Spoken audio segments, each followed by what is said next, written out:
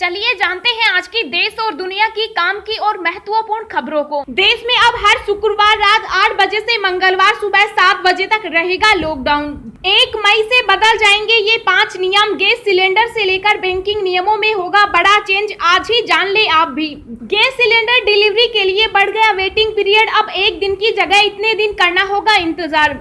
सावधानी है जरूरी, 14 दिन में अब 3 फेज से गुजरकर आप जीत सकते हैं कोरोना की जंग।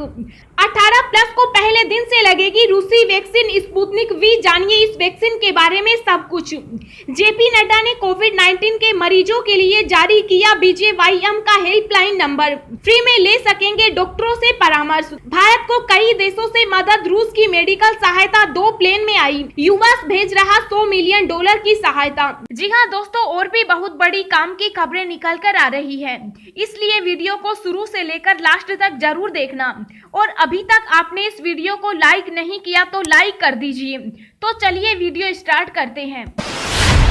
कब थमेगी कोरोना की तबाही? 1 दिन में 3,80,000 नए केस, 3,686 मौतों से हाहाकार, जाने राज्यों का हाल। जी हाँ, देश में कोरोना का संक्रमण तेजी से आगे बढ़ रहा है। हर दिन कोरोना के नए मरीज रिकॉर्ड तोड़ रहे हैं। हालत ये है कि अस्पतालों में बेड कम पड़ गए हैं और मरीज एक एक बेड के इंतजार में अपना दम तोड़ते दिखाई दे रहे हैं। स्वास्थ्य मंत्रालय की ताजा रिपोर्ट के अनुसार देश में बीते 24 घंटों के दौरान कोरोना संक्रमण के 3,79,257 नए मामले आए और 3,646 लोगों की मौत हुई। देश में तेजी से बढ़ते कोरोना केस के बीच राहत की खबर ये है कि कोरोना से ठीक होने वाले मरीजों की संख्या में लगातार इजाफा हो रहा है। पिछले 24 घंटे में रिकॉर्ड 2,69,507 मरीज रिकवर हुए। महाराष्ट्र में सबसे ज्यादा मौत देश में पिछले 24 घंटे में 3,686 मौतों में अकेले महाराष्ट्र में 1,035 मरीजों की मौत हुई। सावधानी है जरूरी, 14 दिन में इन 3 फेज से गुजरकर आप जीत सकते हैं कोरोना की जंग। जी हाँ, देश में कोरोना का संक्रमण तेजी से फैल रहा है। हालत ये है कि कोरोना मरीजों के लिए अस्पताल में बेड तक नहीं बच रहे। यही कारण है कि ज्यादातर कोरोना संक्रमित मरीजों को 14 दिनों तक आइसोलेशन पर रहने की सलाह दी जाती है। आइए जानते हैं कि कोरोना इन 14 दिनों में किस तरह से आपके शरीर में असर डालता है और आप इस वायरस को कैसे हरा सकते हैं। कोरोना की जंग जीतनी है तो इसका SOP यानी स्टैंडर्ड ऑपरेटिंग प्रोसीजर समझने की बेहद जरूरत है। कोरोना को 3 फेज में समझना आसान होगा। पहला फेज, अगर किसी मरीज को कोरोना है और उसकी रिपोर्ट भी पॉजिटिव आई है तो घबराने की जरूरत नहीं है। शुरुआत के 4 दिनों में इस पर विशेष रूप से नजर बनाए रखने की जरूरत है। ये वही समय है जब वायरस आपके गले में रहता है, शरीर में फैलने की कोशिश करता है। वायरस इस समय सबसे ज्यादा शक्तिशाली होता है। ऐसे में सेहतमंद खाना खाएं और एक्सरसाइज से अपने फेफड़ों को दुरुस्त रखने की कोशिश करें। इस दौरान ऑक्सीजन लेवल, BP और टेम्परेचर मॉनिटर करना न भूलें। इसके साथ ही डॉक्टर की सलाह पर CRP, CBC, LFT, LDH scan जैसे टेस्ट करा लें। दूसरा फेज, इस फेज में बुखार कम होने लगता है। इस दौरान प्रोटीन वाला खाना खाना चाहिए, पीठ स्ट्रेच करने वाली एक्सरसाइज करनी चाहिए। इस फेज में ज्यादातर मरीजों को पीठ में काफी दर्द रहता है और पूरे शरीर में दर्द महसूस होता है। इस फेज में स्टीम लेते रहें और अपना तापमान और ऑक्सीजन लेवल चेक करते रहें। सूप और चाय के साथ सत्तू भी खा सकते हैं। तीसरा फेज, इस फेज को रिकवरी फेज भी कहा जा सकता है। इस फेज में आप कोरोना के खतरे से बिल्कुल बाहर आ जाते हैं। इस समय अच्छी डाइट लेनी चाहिए, एक्सरसाइज का समय भी बढ़ा देना चाहिए जिससे आप अपना स्टेमिना रीगेन कर सकें। इस फेज में आप लोगों से मिले नहीं, खुद को आइसोलेट रखें और अपना ध्यान रखें। गैस सिलेंडर डिलीवरी के लिए बढ़ गया वेटिंग पीरियड, अब 1 दिन की जगह इतने दिन करना होगा इंतजार। जी हाँ, कोरोना काल में संक्रमण के बढ़ते केस के बीच अगले कुछ दिनों में आपको LPG सिलेंडर के लिए ज्यादा इंतजार करना पड़ सकता है। इसकी सबसे बड़ी वजह वेंडर्स का भारी संख्या में संक्रमित होना है। पिछले 20 दिनों में डिलीवरी वेटिंग पीरियड 1 दिन से बढ़कर 3 दिन तक हो गया। संक्रमण के मामलों को देखते हुए आने वाले दिनों में वेटिंग पीरियड और बढ़ने की आशंका है। रिपोर्ट्स के मुताबिक 20% से ज्यादा डिलीवरी मैन कोरोना संक्रमित पाए गए। 2020 में महज 5% डिलीवरी मैन ही कोरोना से संक्रमित हुए थे। कोरोना की दूसरी लहर में देश से अभी तक 18% डिलीवरी मैन का पलायन हुआ है, जिसके चलते आने वाले दिनों में वेटिंग पीरियड और अधिक बढ़ने की संभावना है। अगले माह से ज्यादा प्रभावित इलाकों में 4 से 5 दिन वेटिंग बढ़ सकता है। जेपी नड्डा ने कोविड-19 के मरीजों के लिए जारी किया बीजेवाईएम का हेल्पलाइन नंबर, फ्री में ले सकेंगे डॉक्टरों से परामर्श। जी हां, भारतीय जनता पार्टी अध्यक्ष जेपी नड्डा ने भारतीय जनता युवा मोर्चा यानी बीजेवाईएम द्वारा टेलीफोन के माध्यम से कोविड-19 के मरीजों के लिए परामर्श की सुविधा प्रदान करने के लिए शुरू किया गया हेल्पलाइन नंबर जारी किया। इस अवसर पर उन्होंने कहा कि प्रधानमंत्री नरेंद्र मोदी के नेतृत्व में भारत यह लड़ाई जीतेगा और मजबूत होकर उभरेगा। बहुभाषीय हेल्पलाइन नंबर 080681733286 के जरिए वायरस से संक्रमित लोग चिकित्सकों से परामर्श ले सकेंगे। डिजिटल माध्यम से आयोजित कार्यक्रम को संबोधित करते हुए नड्डा ने कहा, देश के किसी कोने के नागरिक फोन कर चिकित्सकों से मदद ले सकते हैं। 1 मई से बदल जाएंगे ये 5 नियम, गैस सिलेंडर से लेकर बैंकिंग नियमों में होगा बड़ा चेंज, आज ही जान ले आप। जी हां, अप्रैल का महीना खत्म होने में सिर्फ 1 दिन का समय बचा है। 1 मई से आम जनता के लिए कई तरह के नए नियम लागू हो जाएंगे, तो मई आने से पहले आप इन नियमों के बारे में जरूर जान लें। इसमें banking, gas cylinder, corona vaccination से जुड़े कई तरह के नियम शामिल हैं, जिसका सीधा असर आम जनता की जेब पर पड़ेगा, तो आप इन सभी नियमों को जरूर जान लें। एक्सिस बैंक करने जा रहा है ये बदलाव। एक्सिस बैंक ने 1 मई से बचत खाते में न्यूनतम बैलेंस रखने का नियम बदल दिया। 1 मई से फ्री लिमिट के बाद एटीएम से कैश निकालने पर मौजूदा समय की तुलना में डबल चार्ज देना पड़ेगा। इसके अलावा भी बैंक ने अन्य सर्विसेज के लिए चार्ज पहले से बढ़ा दिया। आपको बता दें कि एक्सिस बैंक ने 1 मई 2021 से न्यूनतम एवरेज बैलेंस की लिमिट को भी बढ़ा दिया है।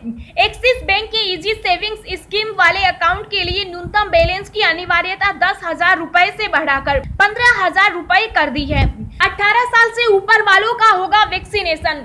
कोरोना महामारी के बढ़ते कहर के बीच 1 मई से टीकाकरण का तीसरा चरण शुरू होने वाला है। इस तीसरे चरण में 18 साल से ऊपर के सभी लोगों को वैक्सीन दी जाएगी। तीसरे चरण के वैक्सीन अभियान में सरकार ने कई नियम बदले और कई नए नियम भी लाए। आपको बता दें कि इस बार सरकार ने ऑनलाइन रजिस्ट्रेशन की प्रक्रिया को जरूरी कर दिया है।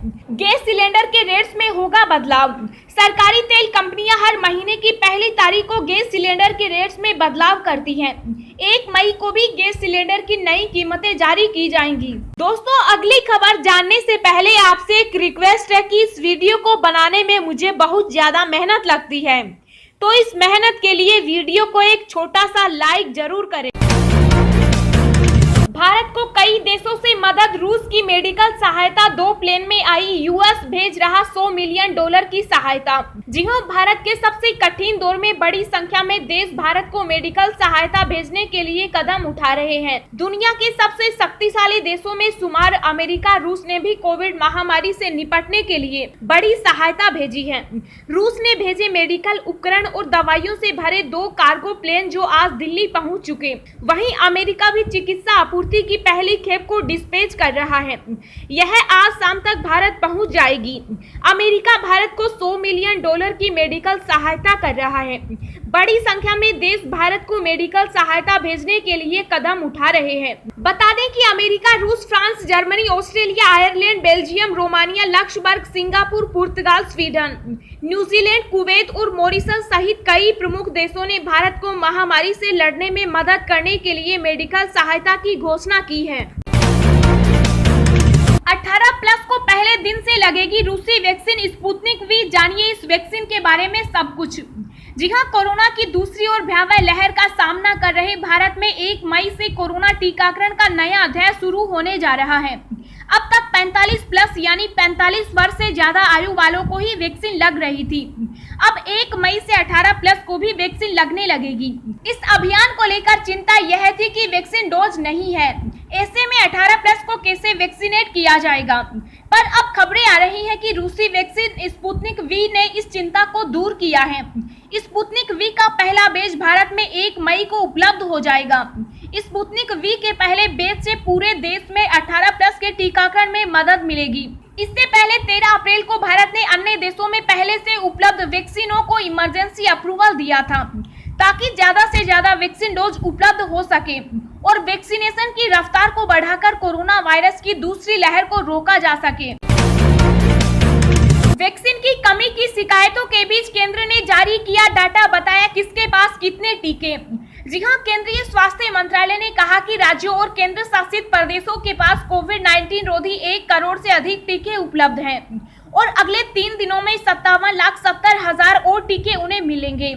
मंत्रालय ने कहा कि केंद्र सरकार ने अब तक राज्यों और केंद्र शासित प्रदेशों को 15 करोड़ 96 लाख टीके निःशुल्क उपलब्ध कराए हैं। इनमें से खराब होने वाले टीकों समेत कुल 14 करोड़ 89 लाख टीकों की खपत हो चुकी। मंत्रालय द्वारा जारी आंकड़ों के मुताबिक राज्यों और केंद्र शासित प्रदेशों के पास कोविड-19 रोधी 1 करोड़ 6 लाख और टीके उपलब्ध हैं। सरकारी बयान के मुताबिक राज्यों और केंद्र शासित प्रदेशों को अगले 3 दिनों में 57 लाख से अधिक और टीके मिलेंगे। कोरोना पर टीके की मार, पहले दिन सिर्फ 3 घंटे में 80 लाख ने कराया वैक्सीन के लिए रजिस्ट्रेशन। जी हां, 1 मई से होने वाले अगले फेज के टीकाकरण अभियान में 18 साल से अधिक उम्र के लोगों को वैक्सीन लगाई जानी है। इसके लिए बुधवार शाम 4 बजे से रजिस्ट्रेशन की भी शुरुआत हो गई। बड़ी संख्या में लोग टीका लगवाने के लिए उत्सुक नजर आ रहे हैं। कोरोना वायरस की घातक होती दूसरी लहर के बीच 1 घंटे के अंदर 35 लाख लोगों ने टीकाकरण के लिए रजिस्ट्रेशन करवा लिया। वहीं पहले 3 घंटे में तकरीबन 80 लाख लोगों ने खुद को रजिस्टर किया। इस फेज में 18 से 44 साल के बीच के लोगों को टीका लगेगा। अगर आप पाना चाहते हैं दिन भर की ताजा खबरें तो सबसे पहले अभी सब्सक्राइब करें ब्रेकिंग न्यूज चैनल को। जाने किन राज्यों में लागू किया गया लॉकडाउन, क्या है नई पाबंदियां। जी हां, स्वास्थ्य मंत्रालय ने 15% पॉजिटिविटी वाले देश के 150 जिलों में लॉकडाउन की सिफारिश की। हालांकि पीएम मोदी ने राज्यों से लॉकडाउन को अंतिम विकल्प के रूप में प्रयोग करने के लिए कहा था। कोरोना के प्रसार को रोकने के लिए देश के अलग अलग राज्यों में कहीं लॉकडाउन, कहीं वीकेंड लॉकडाउन तो कहीं नाइट कर्फ्यू लागू किया जा रहा है। उसके लिए राज्य गाइडलाइन जारी कर रहे हैं, उसका असर भी देखने को मिल रहा है। महाराष्ट्र के स्वास्थ्य मंत्री राजेश टोपे का कहना है कि राज्य में लॉकडाउन को 15 दिनों के लिए बढ़ा दिया जाए। महाराष्ट्र में अभी लॉकडाउन 30 अप्रैल तक लागू है। वहीं आपको बता दें कि पूरे राज्य में धारा 144 लागू है। बिहार में नाइट कर्फ्यू लागू है। यह आदेश अगले महीने की 15 तारीख तक लागू रहेगा। सरकार ने निर्णय लिया है कि शादी समारोह में अब 100 की जगह केवल 50 लोग ही शामिल हो सकेंगे। रात 10 बजे तक कार्यक्रम को खत्म करने को कहा गया। श्राद्ध कार्यक्रम में केवल 20 लोग ही शामिल हो सकेंगे। उत्तर प्रदेश में पॉजिटिविटी रेट लगभग 30% हो चुकी। कोविड-19 के बढ़ते प्रकोप को रोकने के लिए उत्तर प्रदेश सरकार ने अब प्रत्येक शुक्रवार रात 8 बजे से मंगलवार सुबह 7 बजे तक प्रदेश में वीकेंड लॉकडाउन लगाने का फैसला लिया। पंजाब में बढ़ते कोरोना संक्रमण के मामलों को देखते हुए वीकेंड लॉकडाउन का फैसला लिया गया। हरियाणा की तर्ज पर पंजाब में भी अब बाजार रोजाना शाम 6 बजे बंद होंगे।